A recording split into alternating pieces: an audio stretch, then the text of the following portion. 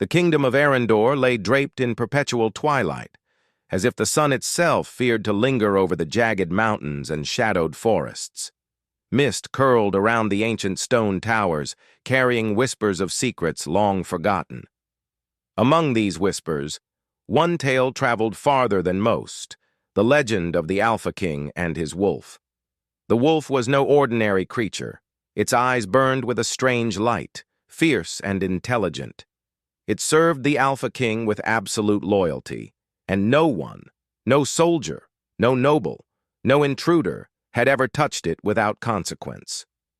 Yet today a visitor entered the kingdom, a mortal unlike any other. Her name was Lyra, and she carried neither weapons nor jewels, only her courage and a purpose she could not yet fully explain. The villagers had warned her, "Do not step foot in the Alpha King's lands without respect, or the wolf will find you before the king does." But Lyra did not falter. She had traveled far, across forests that whispered of curses and mountains that seemed to move when unseen eyes watched. She had come for answers, and she would not turn back. The moment she reached the castle gates, the wolf appeared. Its presence was immediate, a ripple of tension in the air. Soldiers who had stood firm moments before stepped back instinctively. The beast's fur was silver-black, streaked with shadows that seemed to dance with every movement. Its eyes, bright and golden, locked onto hers with unnerving awareness. Lyra felt a shiver run down her spine. She had read about such creatures in old scrolls, in tales told to scare children into obedience, but seeing it in flesh and bone was another matter entirely. The wolf growled low, a sound that seemed to shake the very stones of the courtyard. Lyra stood her ground, taking slow, careful steps forward. Her hands were open, palms visible, showing she meant no harm. The air around them thickened, charged with a strange energy, as if the forest itself held its breath. "Do not fear me," she whispered, her voice barely rising above the wind. It was not a command, nor a plea. It was a statement of truth, simple and steady. The wolf hesitated. Its ears twitched, nostrils flaring, and for a long moment it simply watched. Then, as if compelled by an invisible thread, it lowered its massive head slightly. Lyra's heart leapt. She took another step, slower this time, keeping her gaze locked on its. "Good wolf," she murmured, "you are not alone. You never were." Something unspoken passed between them, a recognition, a memory, or perhaps a trust that had waited too long to be awakened. And then, astonishingly, the wolf knelt, placing its great head on the cold stones of the courtyard. Lyra froze, unsure if this was a trap, a test, or a miracle. From the castle balcony, a figure watched in silence. The Alpha King himself, draped in dark robes embroidered with silver threads, his eyes sharp and calculating, narrowed. He had seen his wolf obey many commands, all from his own voice. Never before had it knelt for another. The whispers of the guards had always warned him that no human could tame the beast, and yet here was a mortal girl who had done what centuries of training could not. "What is this?" The king's voice rang out, deep and commanding. The wolf lifted its head slightly, golden eyes still on Lyra, ears flicking toward the king, but it did not move. Lyra bowed her head slightly, a gesture of respect. "I mean no harm, Your Majesty. I only wish to speak, to understand." The king's gaze sharpened, suspicion coiling around his words. "Speak? Few are allowed to speak to him. Fewer still survive." "I am not afraid," Lyra said, steady despite the pounding of her heart. "And I do not wish to command him. Only to reach him." The wolf growled low again, a warning to those who might misunderstand. But Lyra did not flinch. She stepped closer, her voice a calm rhythm against the tension of the courtyard. "You carry burdens," she said softly, as if sharing a secret meant for ears that had forgotten kindness. "I can see it in your eyes. You are more than a wolf. You are more than what they made you, and you do not deserve to bear it alone." The wolf's massive head tilted slightly, and the golden eyes softened, flickering with a strange light. For the first time, Lyra saw a shadow of the man within the beast. The pain, the loyalty, the longing that had been hidden behind snarls and obedience. She knelt slightly, lowering herself to meet him on his level, letting fear fall away and leaving only truth. The courtyard was silent. Even the guards seemed to hold their breath. And then the wolf, with a careful, deliberate movement, rested its head fully on her knees. Lyra's hand hovered, trembling, before she laid it gently on the thick fur. The warmth of the creature was unexpected, comforting, and it shivered under her touch, not in fear, but in recognition. From the balcony, the Alpha King's expression darkened, torn between anger and awe. No one had ever touched the wolf, let alone commanded its trust without weapons or threats. He descended the steps with slow, deliberate steps, the shadows of his robes stretching like tendrils over the stones. "Step back," he commanded, voice like iron. "Do you understand who you face?" Lyra looked up at him, steady and unwavering. "I understand a wolf, Your Majesty, and I see the man he was meant to be." The king stopped a few feet away, studying her.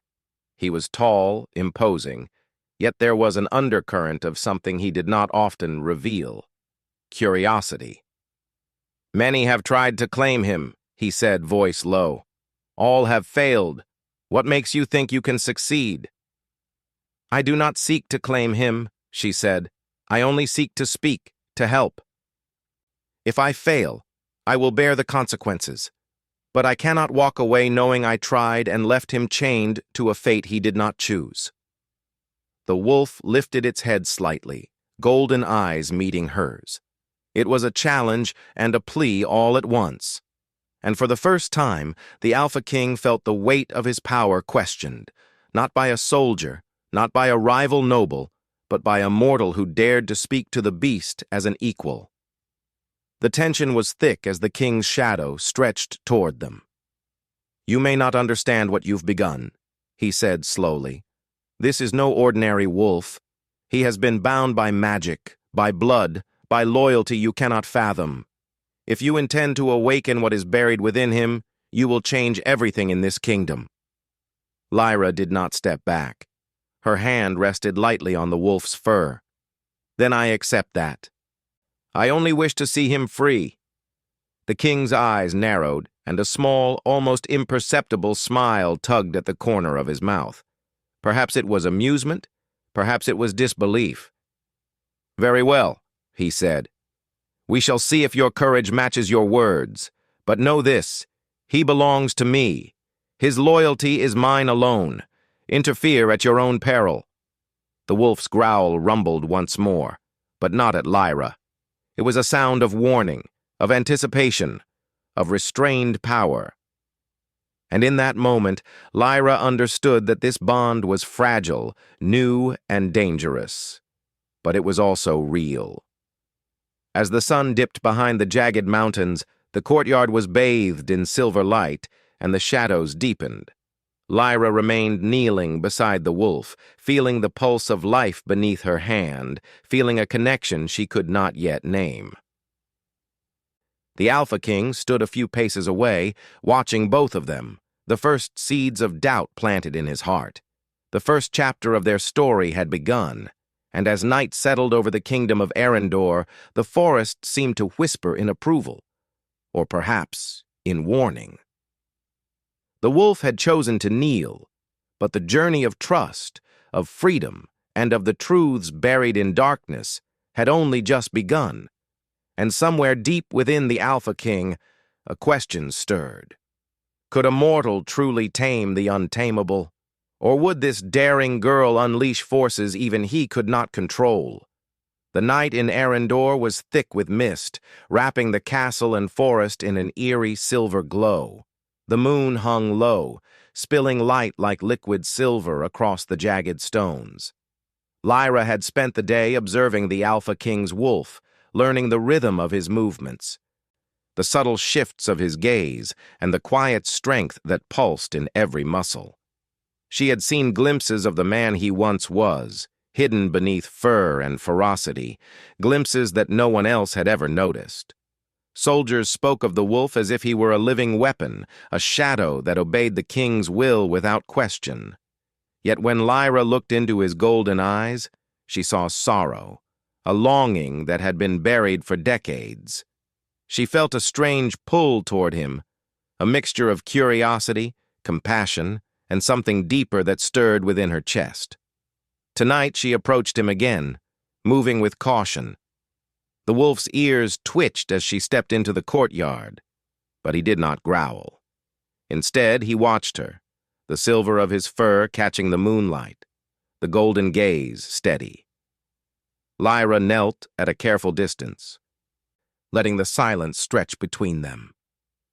"You carry a burden," she whispered. "I do not know what it is, but I can see it. You have been forced to obey, to hide, to carry more than any creature should bear." The wolf tilted his head, almost imperceptibly. His eyes flicked to the castle doors, then back to her. It was as if he wanted to speak, but could not, bound by the chains of a curse older than any she had ever imagined. Lyra reached into the small pouch at her side and pulled out a single candle, lighting it with a spark from flint she carried. The soft flame flickered, casting dancing shadows across the stones. "I cannot undo the past," she said softly, "but perhaps I can help you find your future." The wolf shifted closer, careful and deliberate. Lyra's heart thumped, a mixture of fear and anticipation. She had learned that patience was their language. Each small act of trust, each gentle word, was a step toward something greater. Suddenly, a rustle came from the forest beyond the courtyard. The wolf's ears pricked, and his body tensed. Lyra did not flinch. She had come prepared for danger, but not just for herself. Her concern was for the wolf, the man within him, and the secret that bound him so tightly to the Alpha King. A figure emerged from the shadows. It was an old woman draped in robes of deep green, with eyes that shimmered like moonlight on water. She carried a staff twisted with silver vines. The wolf growled, low and warning, but Lyra stood her ground. "You are brave, girl," the woman said, her voice like wind through autumn leaves. "Braver than most who seek to meddle in what should remain hidden." Lyra bowed slightly. "I do not seek to meddle. I only wish to understand, to help." The old woman studied her for a long moment. "Then you must know the truth," she said, raising her staff. "He is bound by a curse older than this kingdom, a curse born of betrayal and blood. Only one who speaks with honesty and courage can awaken the man within the wolf." The wolf's ears flicked toward the woman, a low growl rumbling from his chest. Lyra placed a hand on his fur, steadying him. "I do not wish to break him," she whispered, "only to free him from what he does not deserve." The woman nodded. "The curse feeds on obedience, on fear, and on the loneliness of his soul. Many have tried to awaken him, to claim his loyalty, and all have failed. You may succeed, but the path is dangerous. The forest itself watches, and dark forces move unseen." Lyra felt the weight of those words settle over her, but she did not step back. She had come this far, and she would not retreat now. She glanced at the wolf, who lowered his head slightly, as if understanding that the truth she spoke might be the only thing that could save him. "Tell me," she said softly, "what binds you so? What do you remember of the man you once were?" The wolf's golden eyes met hers, filled with a strange mix of pain and longing. He stepped closer, brushing against her hand, and in that small motion, Lyra felt a surge of recognition, not just from the creature before her, but from the man trapped inside. The old woman watched silently, her staff tapping lightly against the stone. "You will need courage," the woman said. And you must be prepared to face what lies in the moonlit forest. There the curse began, and there it can be undone." Lyra nodded, determination settling in her chest like steel. "I am ready." The wolf growled softly, not in anger, but as if warning her of the trials ahead. He moved to the edge of the courtyard, his massive form blending with the shadows. Lyra followed, each step measured, careful not to frighten him. Together, they slipped into the forest, where the trees loomed like ancient sentinels and the mist swirled with secrets. The forest was alive with whispers, the sound of leaves shifting as though speaking a language older than words. Lyra felt eyes on her, unseen but present, and she held her ground, her hand lightly brushing the wolf's fur for reassurance. The deeper they went, the heavier the sense of magic in the air, a pulse that seemed to come from the ground itself. They reached a clearing bathed in moonlight, where the air shimmered and the shadows seemed to twist. Lyra sensed the presence of the curse before she saw it. A dark, swirling figure, flickering like smoke, whispering promises of obedience and fear. The wolf growled, low and threatening, but he did not attack. The figure took shape, forming the face of a man, twisted and cruel, eyes burning with an unnatural light. Lyra understood instantly. The curse itself had taken form, a reflection of the pain and control that had bound the wolf for so long. "You cannot escape me," the curse hissed. "He belongs to me. He will obey, as he always has." Lyra stepped forward, fear rising but not controlling her. "You do not control him," she said firmly.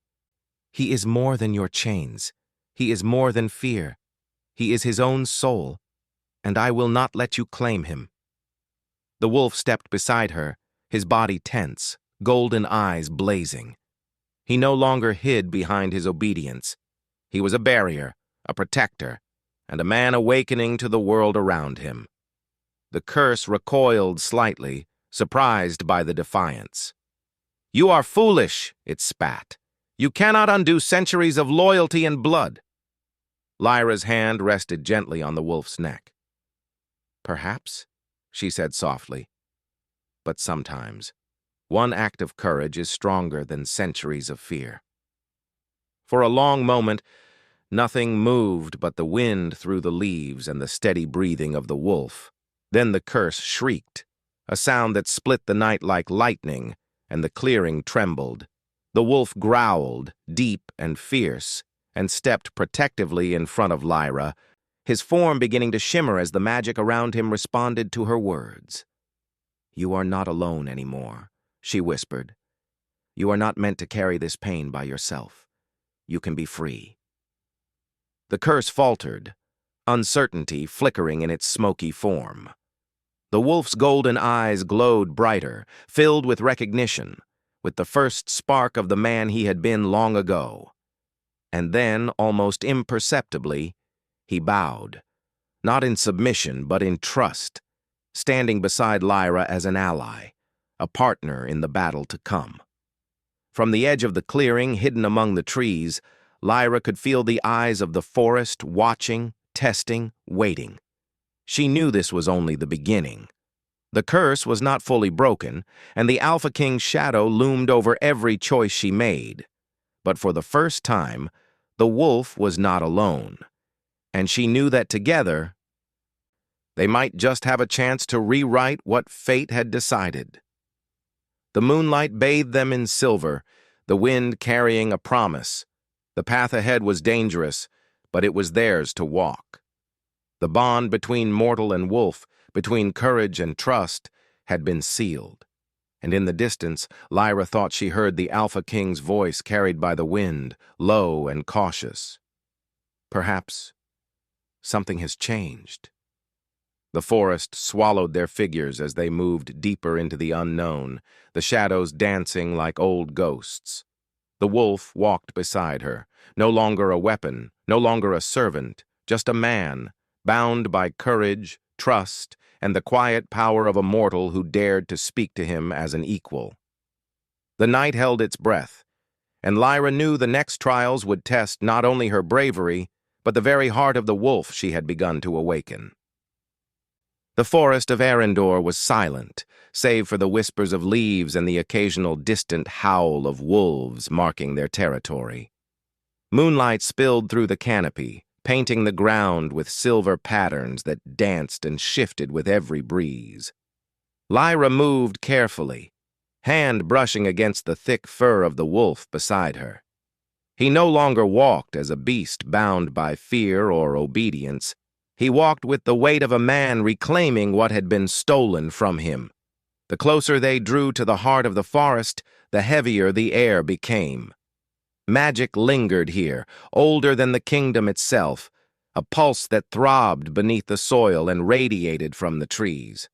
The wolf's golden eyes glowed faintly, reflecting the moonlight as he sniffed the air, muscles taut with anticipation and caution. Lyra felt her heart pound.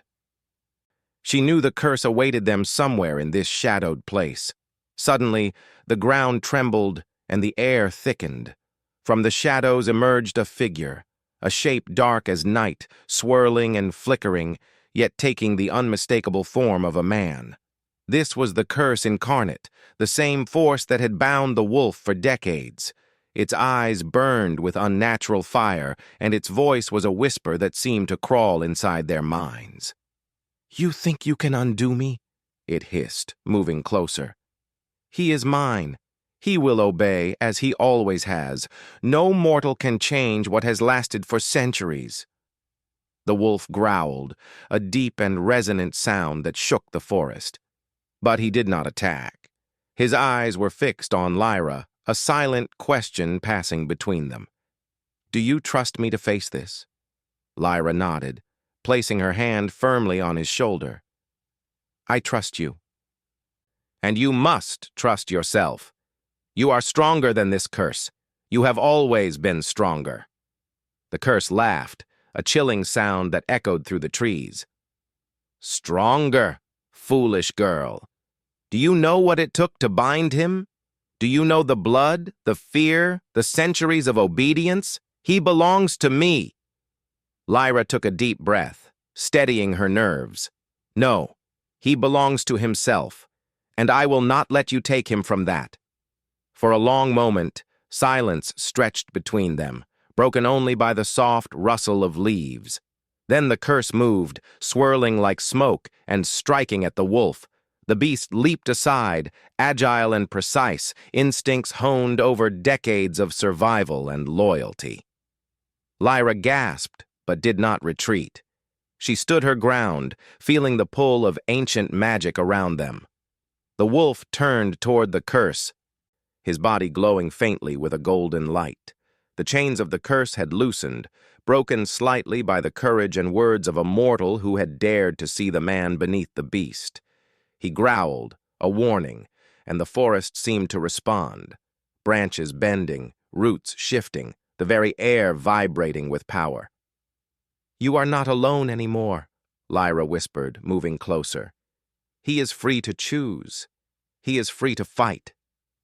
The curse shrieked, twisting violently, trying to regain control. "No, he will obey. He cannot defy me." The wolf roared, a sound that blended both man and beast, echoing through the forest like thunder. He leaped forward, not in blind fury, but with purpose. Every strike of the curse that sought to bind him was met with resistance, fueled by his own strength and the bond he had forged with Lyra. She stayed close, her voice steady and unwavering, a beacon of courage. "Remember who you are. Remember what you are meant to be. You are not a prisoner. You are more than obedience. You are yourself." The curse faltered, recoiling as the wolf's aura grew brighter, golden light spilling from his eyes, his fur, and the space around him. He was reclaiming himself, reclaiming the man who had been trapped beneath layers of magic and fear. And then, from the edge of the clearing, a shadow approached, tall, dark, and imposing. The Alpha King had arrived. His eyes were sharp, assessing, but there was no immediate anger in them. Instead, There was a tension born of curiosity and a begrudging respect. He watched as the wolf, guided by a mortal's courage, fought to free himself from a curse that had bound him for decades. "You risk everything," the king said quietly, voice like iron. "Do you understand what you have done?" Lyra turned to him, eyes steady. "I understand, and I accept it. But the choice is no longer yours to make. He chooses himself, and I only stand by his side." The Alpha King's gaze shifted to the wolf. For the first time, he saw not a weapon, not a shadow of his will, but a man. A man who had suffered, a man who had endured centuries of bondage. A man who was finally reclaiming his own life. Something shifted in the king. A stirring he did not expect. Respect, and perhaps even humility. The curse howled in fury, gathering its power for one final strike. Lyra stepped forward, her hand on the wolf's shoulder. "You do not have to be alone. Face it, not with fear, but with courage. Face it together." The wolf's eyes met hers, and in that gaze, a silent understanding passed between them. He was ready. With a deep breath, he stepped fully into the light of the moon, golden aura blazing, and confronted the curse. Each strike, each motion was precise and powerful. He was no longer a servant to magic or fear. He was a free being, fighting for himself, for his life, and for the bond he had forged. The curse shrieked one final time, the air trembling around them. Then, with a burst of golden light, it shattered, dissolving into mist that scattered through the trees. The forest seemed to exhale, tension leaving the air, replaced by stillness and calm. The wolf staggered slightly, exhausted, and Lyra rushed to his side. She placed her hands on his shoulders, steadying him. "You did it," she whispered. "You are free." The wolf sank to his knees. No longer bound by fear or magic, his golden eyes, now soft and human-like, met hers. For the first time, he spoke, not with words, but with the depth of recognition and trust.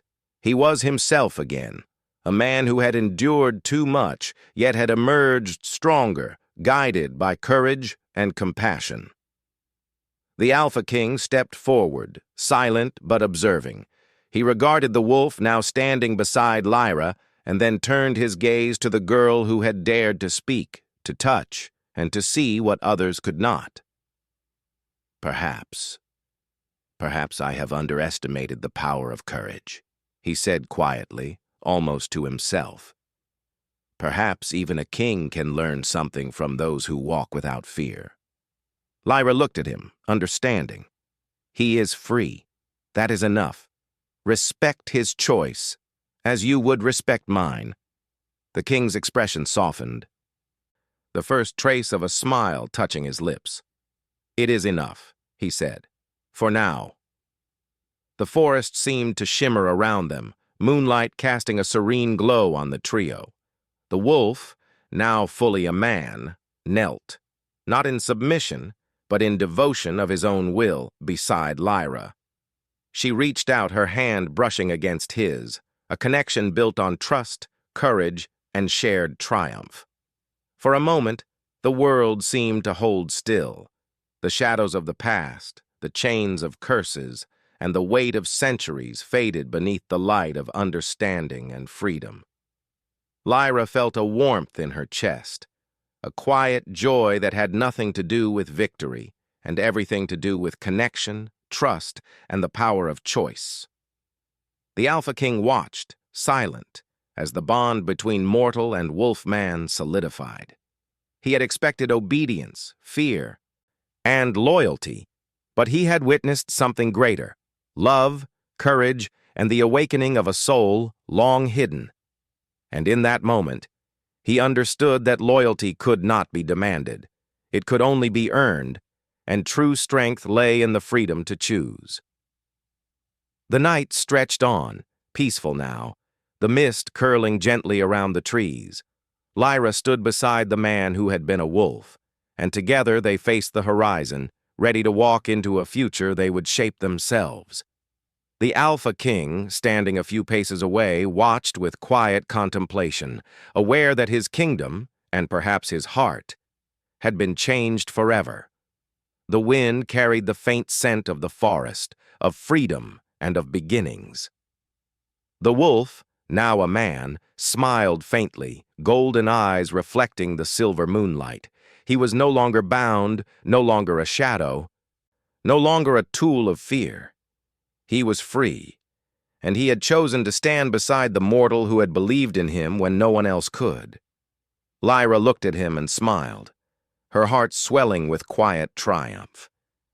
"We did it," she whispered. "No," he replied softly, voice deep and steady. "You did it. You saw me. You chose to trust me. That is what set me free." And under the light of the moon, in the heart of the enchanted forest, a new bond was forged, one of trust, courage, and the quiet, unspoken promise that neither would face the darkness alone again. The Alpha King's voice drifted on the wind, low and thoughtful. "Perhaps freedom is the truest strength of all." The forest held its breath, and in that stillness a story ended, but also began anew.